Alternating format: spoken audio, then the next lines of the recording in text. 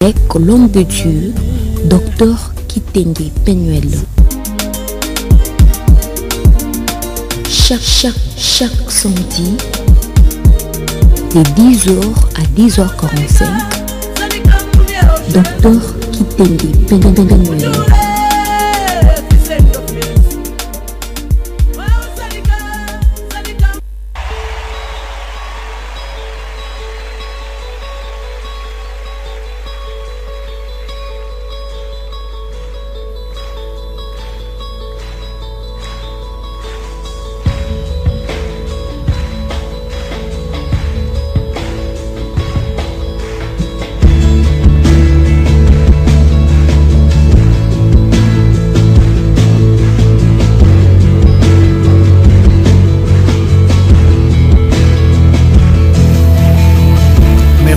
Mesdames et messieurs, nous vous remercions de nous suivre de partout. Que Dieu vous bénisse, vous tous qui êtes branchés ce matin à la radio Palmier TV. Nous vous disons merci beaucoup. Que Dieu vous bénisse, vous tous qui nous suivez encore une fois. Nous vous remercions. Vous êtes branchés à la radio Palmier TV qui émet depuis Centre-Ville et vous êtes dans l'émission intitulée Volonté divine. Volonté divine, c'est lui qui est au micro, c'est votre bien-aimé Dr Penuel Kitenge. Dans cette émission intitulée Volonté divine. Et pour commencer notre émission, nous aimerions remercier ceux qui nous ont permis à ce que vous puissiez nous suivre de partout. Nous remercions Maman Bijou Kabuita, nous remercions Pasteur Eline Emma, nous remercions Maman Divine Pezo et Papa Jesse, eux qui nous ont permis à ce que vous puissiez nous suivre de partout. Bien aimés, nous sommes dans le thème intitulé l'impact de l'influence du monde. Qu'est-ce que le monde est en train de faire sur ta vie? Qu'est-ce que le monde a comme impact sur votre vie? Qu'est-ce que le monde a comme impact sur votre vie future après la mort? C'est parce que nous sommes en train de voir ce grand thème pour que nous puissions comprendre comment est-ce que nous devons nous comporter devant le monde. Car Jésus a dit, vous êtes dans le monde, mais vous n'êtes pas de ce monde. Et comment est-ce que nous devons nous comporter devant l'entourage dans lequel nous n'appartenons pas? Nous sommes comme des brebis au milieu de loups. Et comment est-ce que nous devons nous comporter, nous brebis, au milieu de loups, pour que le loup ne puisse pas nous dévorer? C'est de ça que nous sommes en train de parler. Et nous sommes en train de voir dans ce thème l'impact de l'influence du monde. Nous sommes en train de voir la mission de Jésus-Christ, l'émission de Jésus-Christ. Et parmi les missions de Jésus-Christ, que Jésus-Christ est venu faire sur cette terre, il y a une mission que nous sommes en train de voir, intitulée la réconciliation, l'alliance de la réconciliation. Et dans l'alliance de la réconciliation, nous sommes en train de voir la responsabilité de l'homme dans l'alliance de la réconciliation. Jésus est venu sur cette terre, il est venu pour que nous puissions nous réconcilier avec notre destin, nous réconcilier avec la promesse de Dieu, nous réconcilier avec Dieu lui-même, nous réconcilier avec la vie éternelle. Et cette réconciliation, l'homme a une responsabilité dedans.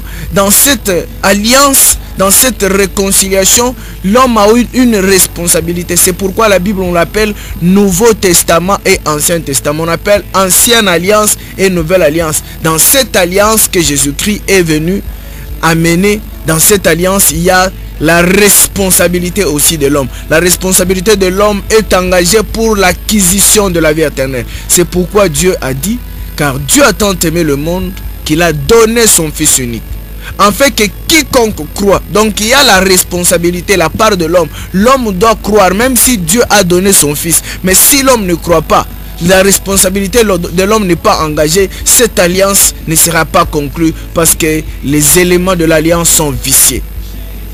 Il dit même aussi dans le livre de Romains, il dit, car le salaire du péché c'est la mort, mais la vie éternelle en Jésus-Christ. Le don gratuit, la vie éternelle en Jésus. Donc quelqu'un qui n'est pas en Jésus-Christ, c'est que la personne n'aura pas ce don gratuit. Et donc nous sommes en train de voir quelle est la responsabilité de l'homme par rapport à la mission de Jésus-Christ. Et l'impact du monde, c'est que le monde est en train de distraire les gens par rapport à leurs responsabilités. Le monde est en train d'amener les gens, est en train d'amener l'église à une église buissonnière.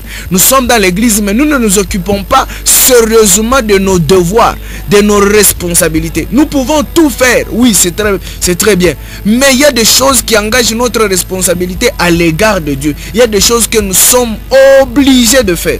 Il y a d'autres choses, même si on ne les fait pas, ce n'est pas un problème. Mais il y a d'autres choses, on doit le faire. Si on ne les fait pas et qu'on fait autre chose, c'est inutile. C'est inutile. Je prends un exemple de Matthieu chapitre 7, verset 21, qui dit: ce n'est pas tous ceux qui disent Seigneur, Seigneur qui vont hériter la vie éternelle. Mais celui-là seul qui fait la volonté de Dieu, celui-là, il aura la vie éternelle. C'est ce que la Bible est en train de nous dire. Donc, on peut être à l'église, on prie, on prie, on prie, on fait des jeûnes, des retraites, des montées. C'est quelque chose de bien.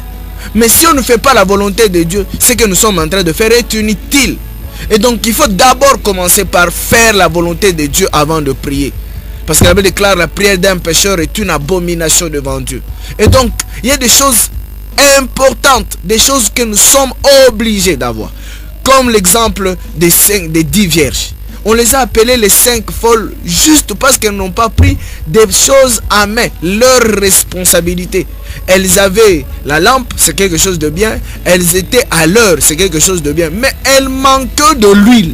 Et du fait qu'elles manquaient de l'huile, elles étaient obligées d'aller chercher. Et parce qu'elles étaient dehors pour chercher de l'huile, elles ont raté. Elles ont amené la lampe, elles ont amené l'huile, mais ce n'était pas à l'heure. Et elles ont raté la vie éternelle. Et c'est pourquoi, bien aimés dans le Seigneur, nous sommes en train de nous reprocher, de regarder. Regardons-nous face aux responsabilités. Je prends toujours l'exemple de l'école. À l'école, il y a beaucoup de cours. Mais il y a des cours qu'on appelle des cours hors session. Et des cours session. Tu peux avoir 10 sur 10 en gymnastique. Tu peux avoir 10 sur 10 en morale. Mais si tu as 0 en maths, tu as échec en maths, tu as échec en français, tu ne vas pas réussir. Mais si tu as échec en morale, tu as échec en gymnastique, mais tu as réussi en mathématiques, en français, on peut te délibérer. Il y a des cours de pondération et des cours à non-pondération. Et donc c'est à toi d'examiner, est-ce que je suis dans mes responsabilités? Si Jésus venait aujourd'hui, il me pose la question sur ce que je devais faire, est-ce que je veux répondre? C'est comme un travailleur, on l'engage. Mais il est bien habillé, il est en tenue. Il est sur le lieu du travail. Mais il ne fait pas ce qu'on lui a demandé. Il ne sera pas payé. Ce n'est pas parce qu'on est en tenue, ce n'est pas parce qu'on est sur le lieu du travail qu'on a le droit d'être payé. Non. On peut ne pas être en tenue. On peut ne pas être à l'heure. Mais si on travaille, on exécute ce qu'on nous a demandé, on a le droit de recevoir le salaire. Et c'est comme ça. L'église est en train d'amener les gens dans l'école buissonnière. Aujourd'hui, on veut construire des grandes églises, des belles églises. Mais les gens oublient leurs responsabilités à l'égard du trône blanc qui est en train de venir. Jésus dit, je viens. Et je viens avec ma rétribution. Ma rétribution. Chacun sera payé selon ce que son œuvre. Il faut savoir qu'est-ce que mon œuvre. Je dois faire quoi? Il est question de s'interpeller. Parce que vous savez, après la mort déjà, quand on est vivant, on est encore en confusion. On ne sait pas qui est de Dieu, qui n'est pas de Dieu, on est en confusion. Mais le jour où vous allez mourir, vous-même vous allez vous rendre compte de quel camp êtes-vous. Est-ce que vous avez accompli vos devoirs, vous ne l'avez pas accompli? Dès le jour où vous allez mourir, déjà il y a une nette différence. Ceux qui meurent en accomplissant leurs responsabilités, ils sont accueillis par les anges et amenés dans le lieu félicité, le paradis, là où il y a Abraham. Mais ceux qui meurent et qui n'ont pas obtempéré, ceux qui ont échoué, ceux qui ont eu des repêchages, ils ont encore des domaines dans lesquels ils doivent travailler. Et mais c'est bien le diable qui leur récupère. Et ils sentent déjà la douleur de l'enfantement, ils sentent la douleur comme ce riche-là qui était en train de pleurer. Il avait besoin qu'on puisse mettre même une goutte d'eau sur sa langue. Réfléchissez sur vos devoirs. Même un père a des devoirs à l'égard des enfants. Et les enfants ont des devoirs. Les enfants ont des devoirs à l'égard de leurs parents. Les enfants ont des devoirs à l'égard de leur famille. Si Dieu est votre père, et que vous avez des devoirs, quels sont vos devoirs? Si Dieu est votre Dieu et que vous êtes son serviteur, quels sont vos devoirs? Il faut bien examiner vos devoirs et bien les assumer. Que Dieu vous bénisse, vous tous qui êtes en train de nous suivre. Je remercie le ministre Fiston, le ministre Jean-Pi et le ministre Joseph, tous ceux qui sont en train de nous suivre. Si vous voulez nous appeler, vous pouvez nous appeler au 099 028 16 72 099 028 16 72. Et je remercie aussi le ministre Nazi maître qui nous suit de partout, de là où il est. Bien aimé, il faut assumer ses responsabilités. Et c'est dans ce cadre de responsabilité que nous sommes en train de parler de l'alliance, de la réconciliation. Jésus est venu nous apporter l'alliance de la réconciliation. Le temps de la grâce ne signifie pas rupture de la loi qui sauve. Jésus est venu à abolir. Comme Jésus lui-même dit, je ne suis pas venu abolir, je suis venu accomplir. Jésus n'est pas venu pour abolir la loi de Moïse. Il est venu accomplir la loi de Moïse. Nous ne sommes plus, c'est vrai, sous la loi de Moïse, mais nous sommes sous la loi de la grâce. La loi de Moïse et la loi de la grâce sont différentes. Mais quand nous serons jugés, nous ne serons plus jugés selon la loi de Moïse, parce que nous ne sommes plus sous la loi de Moïse, et la loi de Moïse ne nous est plus imputée. Ça c'est vrai. Mais nous sommes sous la loi de la grâce. Et la loi de la grâce nous est imputée. C'est pourquoi chacun de nous va répondre par rapport à cette loi. Cette loi n'exclut pas les limites de la liberté. Ça ne signifie pas que nous sommes libres de faire tout ce que nous sommes. Non. La grâce est trompeuse. Dans la grâce, il y a aussi des limites à ne pas franchir. Il y a des limites qu'il ne faut pas dépasser. Il y a des choses qu'on peut faire et des choses qu'on ne peut pas faire dans la grâce. Tout comme dans la loi. La différence est sur le plan de sanction. Dieu, dans la loi de Moïse, il sanctionnait sur place. Mais au temps de la grâce, quand tu fais quelque chose, tu as enfreint la loi de la grâce, Dieu ne te punit pas sur place. Dieu accumule les fautes que tu es en train de faire. Il te donne une opportunité de se repentir. Et si tu ne te repens pas, sache que ce qui t'attend après ta mort, tu vas le regretter. On pourra beau prier, on pourra beau faire de culte, mais ce qui t'attend après la mort, si tu t'es pas repenti du mal que tu es en train de faire, tu vas le regretter. Tu vas le regretter. Tu vas regretter amèrement ce que tu es en train de faire aujourd'hui. La beauté que tu es en train d'exhiber, la nudité, la prostitution, l'ivresse, l'ambiance, les clubs de nuit, toutes ces bonnes choses, tu vas le regretter. Tu vas le regretter. As-tu déjà eu de douleur quand tu as perdu quelqu'un de proche? Tu as perdu ton père, tu as perdu ta fille, ton fils, tu as perdu quelqu'un de proche. Écoute cette douleur qui sort de l'intérieur. Mais quand tu meurs et que tu n'as pas arrangé avec Dieu selon la loi de la grâce, mais c'est pire ce qui va t'arriver. C'est pire.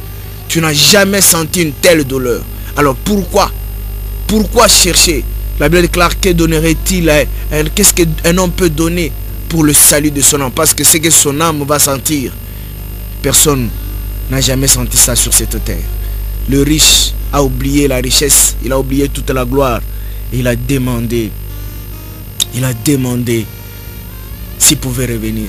Les gens qui meurent dans la vie païenne, il y a une seule chose qu'ils demandent s'ils veulent revenir sur cette terre, c'est se repentir.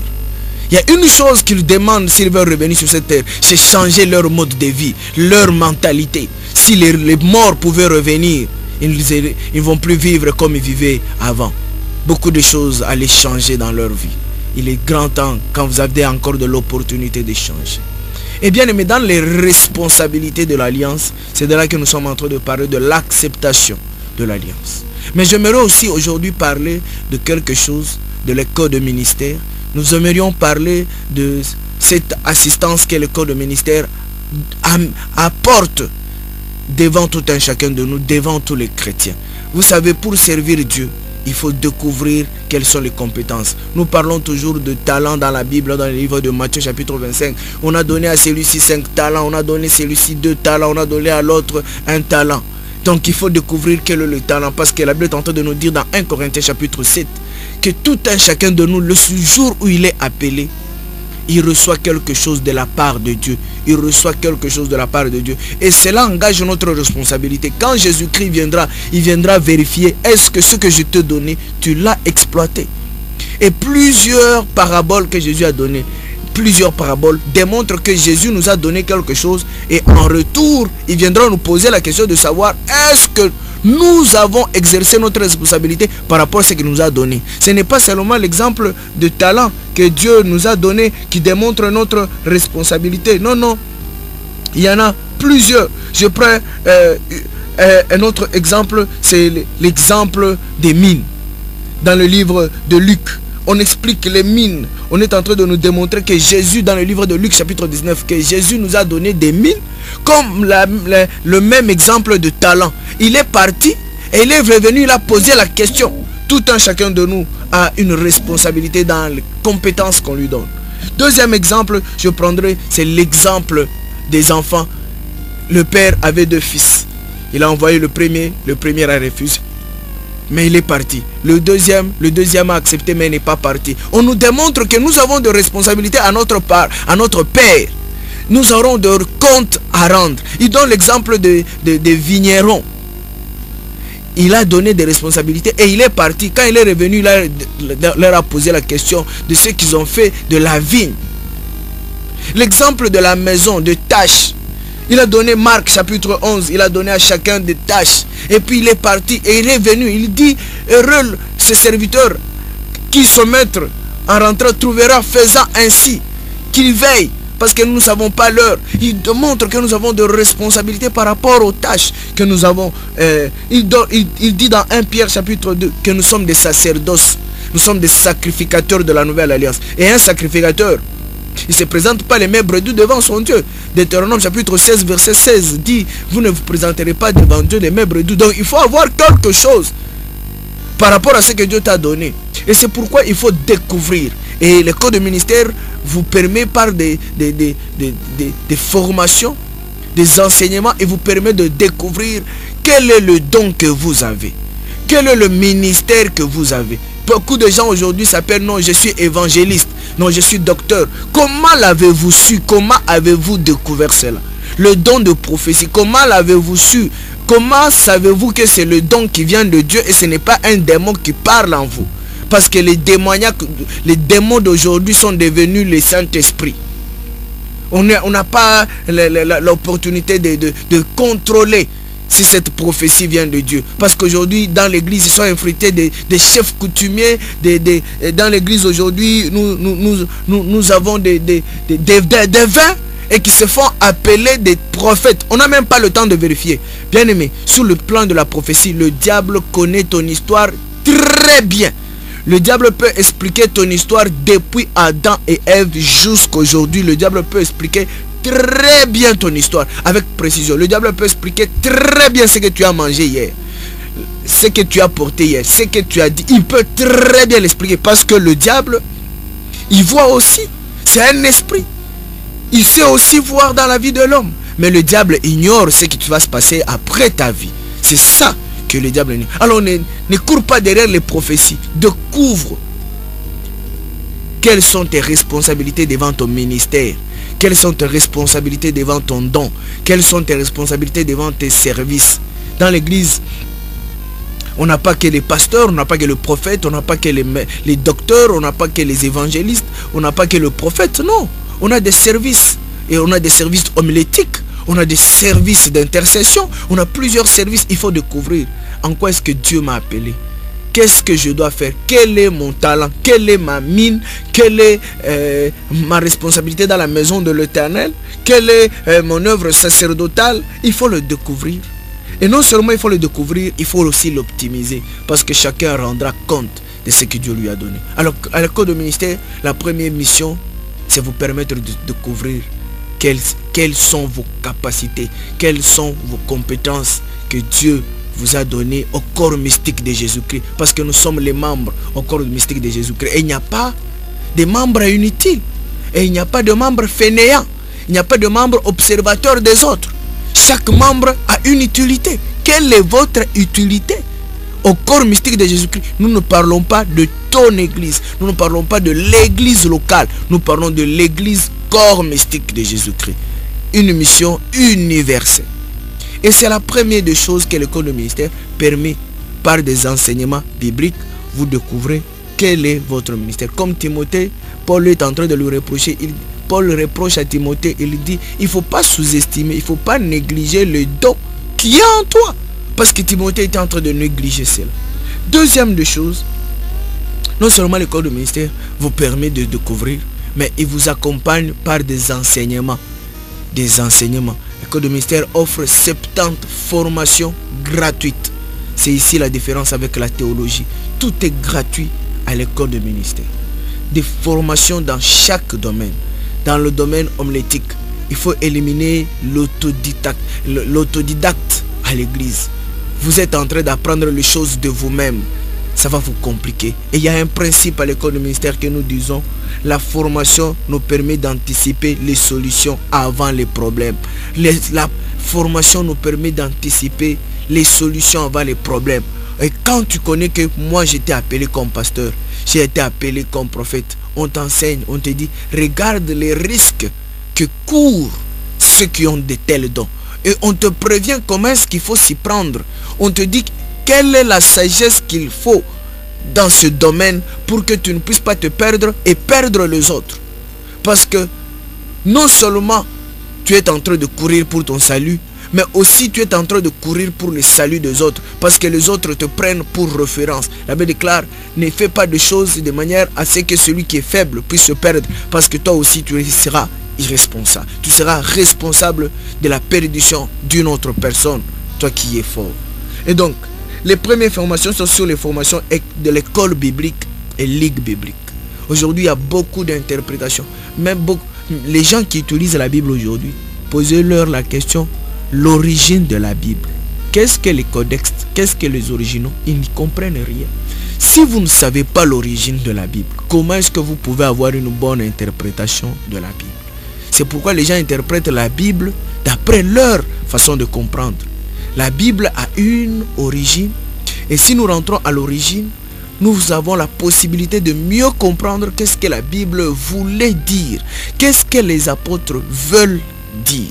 Quelle est la différence entre la Bible de Tob et la Bible des témoins de Jéhovah, par exemple? Quelle est la différence? Pourquoi on a exclu certains livres de la Bible? Vous savez qu'au début, la Bible n'avait pas 66 livres.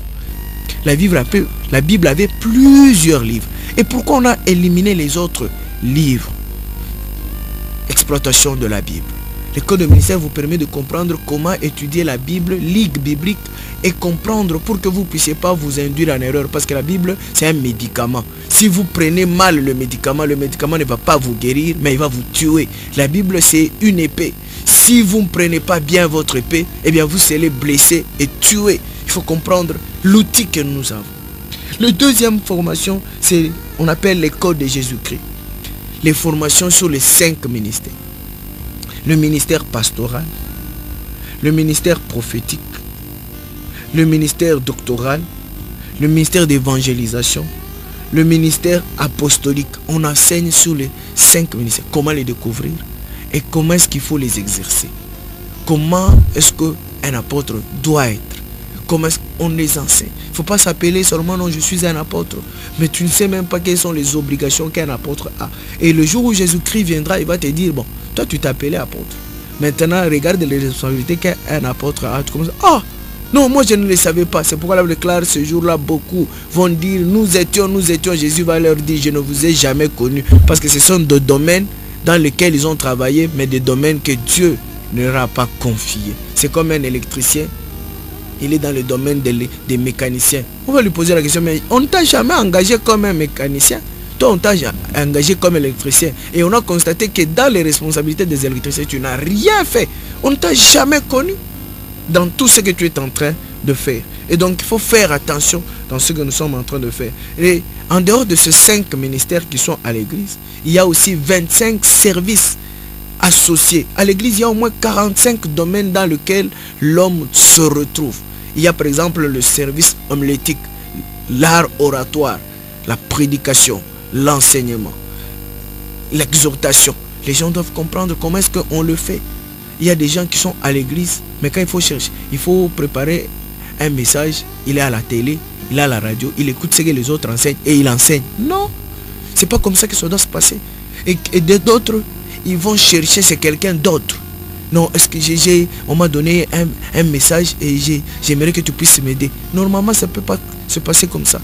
Vous devez suivre des enseignements qui vont vous permettre de vous faire asseoir dans votre domaine, de préparer un message qui va non seulement vous édifier vous-même, et édifier aussi les autres.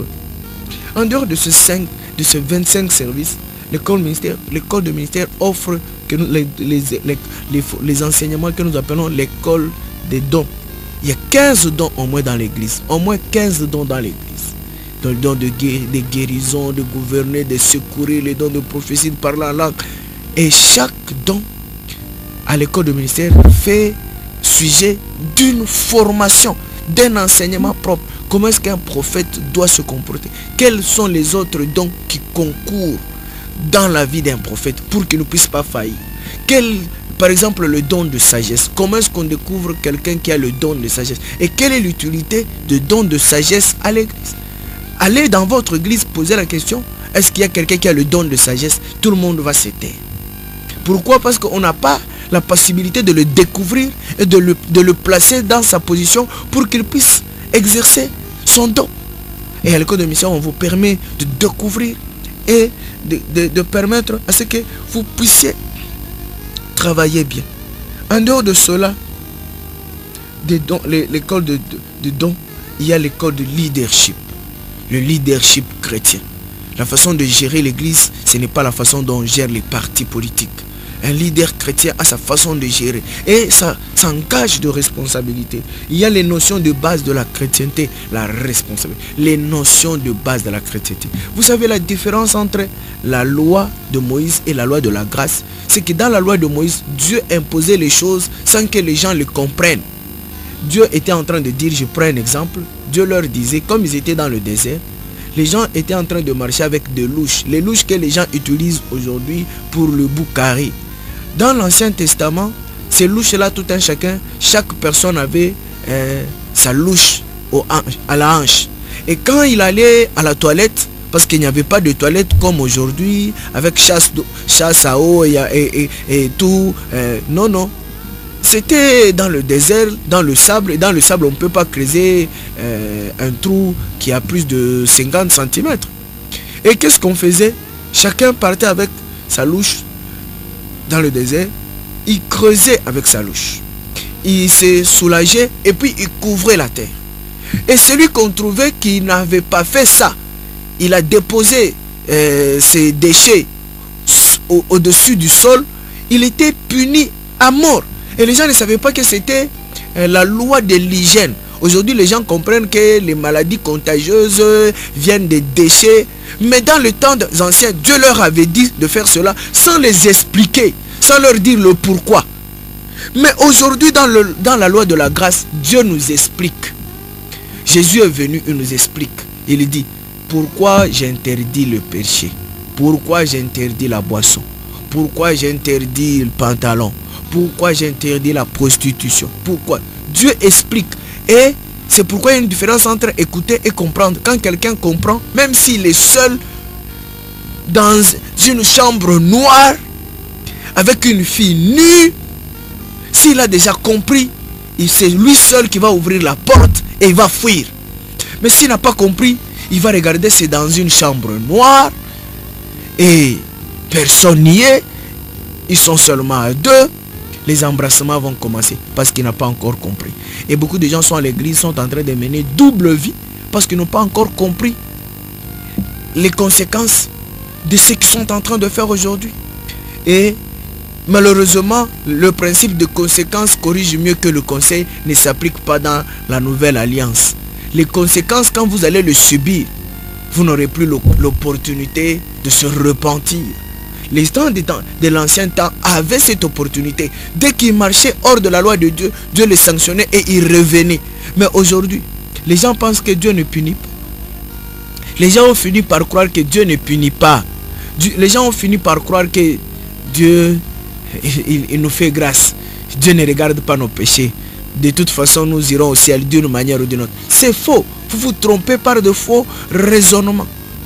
Il faut maîtriser les notions de base de la chrétienté, comme la responsabilité que nous sommes en train de voir, la nouvelle alliance, la mission de la réconciliation. C'est une notion de base de la chrétienté. Nous devons comprendre quelles sont mes obligations à l'égard de mon Seigneur, quelles sont les obligations à l'égard de mon maître, quelles sont mes obligations à l'égard de mon père, quelles sont mes obligations, moi brebis, à l'égard de mon berger, Jésus-Christ. Quelles sont mes obligations, moi, membre au corps du Christ, par rapport à la tête du corps?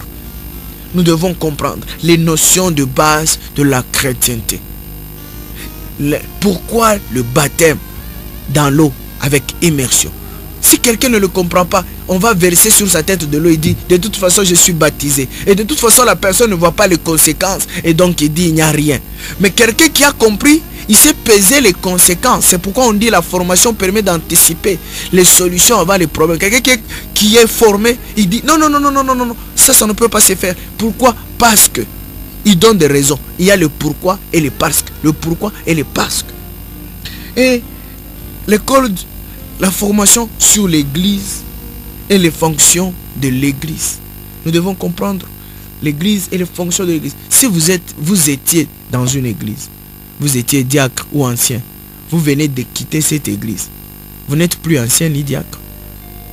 Diacre et ancien, c'est par rapport à une église, c'est par rapport à une entité déterminée.